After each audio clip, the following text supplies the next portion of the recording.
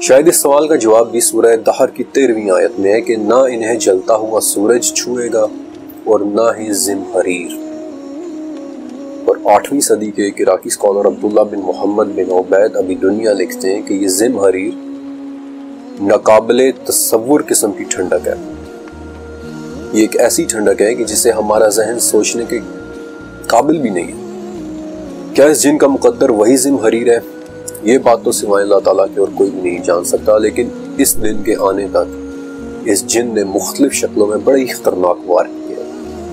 آپ میں سے اکثر نے ابن سیاد کا نام سن رکھا ہوگا کہ جو محمد رسول اللہ صلی اللہ علیہ وسلم کے زمانے میں مدینے کا ایک انتہائی پراسرار کریکٹر تھا۔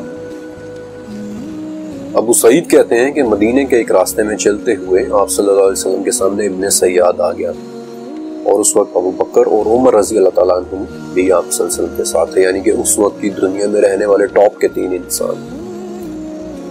نبی کریم صلی اللہ علیہ وسلم نے ابن سیاد سے فرمایا کہ کیا تو یہ گواہی دیتا ہے کہ میں اللہ کا رسول ہوں؟ آگے سے الٹا اس نے بھی یہی سوال کیا کہ آپ یہ گواہی دیتے ہیں کہ میں اللہ کا رسول ہوں؟ نبی کریم صلی اللہ علیہ وسلم نے فرمایا کہ میں اللہ پر، اس کے فرشتوں پر اور اس کی کتابوں پر ایمان لایا ہوں۔ کہ ابن سیاد تجھے کیا نظر آتا ہے؟ اس نے کہا کہ مجھے پانی پر ایک تخت نظر آتا ہے۔ آپ صلی اللہ علیہ وسلم نے فرمایا کہ تو سمندر پر ابلیس کا تخت دیکھ رہا ہے۔ پھر آپ صلی اللہ علیہ وسلم نے پوچھا کہ تجھے اور کیا نظر آتا ہے؟ اس نے کہا کہ میں 2 سچوں اور 1 جھوٹے یا 2 جھوٹوں اور 1 سچے کو دیکھ رہا ہوں۔ اور اس بات پر آپ صلی اللہ علیہ وسلم نے فرمایا کہ اس کا معاملہ خود اس کے سامنے گڑ مڑ کر دیا گیا ہے، اسے چھوڑ دو۔ ابلیس نامی یہ جن انسان کی پیدائش کے وقت سے اس کا دشمن ہے، اور آخری دن تک یہ اپنی دشمنی کی آگ میں رہے گا۔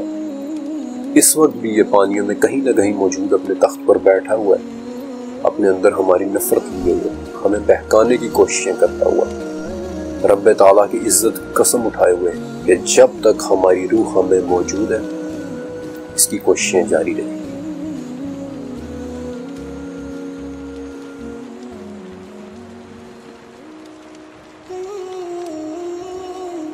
جنات کی اس اندیکھی دنیا کے متعلق چیپٹر کے اس حصے میں میں آپ کو ایک ایسے خاص جن کے بارے میں بتانے والا ہوں کہ جو ہم سب کے ساتھ موجود ہے اس وقت بھی، جبکہ میں بول رہا ہوں اور آپ سن رہے ہیں۔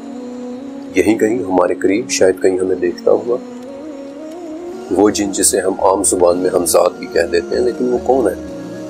کیا واقعی کوئی ایسا جن موجود ہے؟ کیا اس جن کا ہم پر کوئی اثر ہوتا ہے؟ اور ایک اہم سوال کہ وہ ہماری شخصیت میں کیسے ظاہر ہوتا ہے؟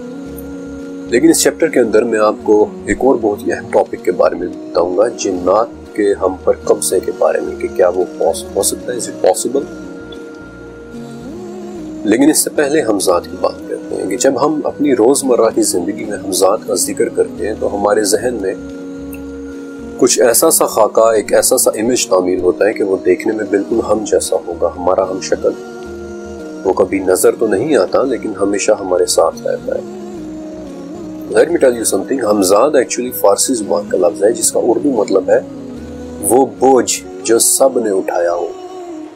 اس لفظ کے ماخذ کی تلاش مجھے 700 سال پہلے فارسی میں لکھی گئی قصیدے 1000 فصاں تک لے کر گئی، جہاں یہ لفظ ایک نہ نظر آنے والے ساتھی کے لیے استعمال ہوا ہے۔ اس لفظ کا دوسری جگہ پر استعمال 900 سال پرانے فارسی لٹریچر چہار مقالہ میں بھی ملتا ہے، لیکن در حقیقت اس لفظ کی تاریخ اسلام سے بھی پہلے کی ہے۔ وہ دور کے جب کعبہ میں ابھی بت موجود تھے اور کعبہ ہی کی دیواروں پر ایک قصیدہ آویزاں تھا جس میں 7 نظمیں لکھی ہوئی تھیں۔ یہ نظمیں عمرو بن ابن کلثوم کی لکھی ہوئی تھیں اور یہ نہایت ہی فصیح و بلیغ زبان میں تھی، عربی زبان میں، اور چونکہ یہ دیوار پر لٹکی ہوئی تھی اس لیے انہیں کہتے ہی معلقات تھے۔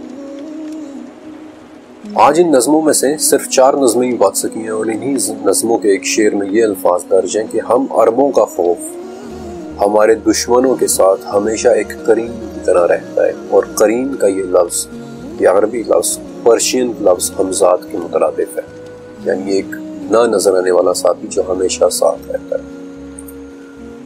عربی زبان میں قرین 2 جڑواں میں سے ایک کو کہتے ہیں،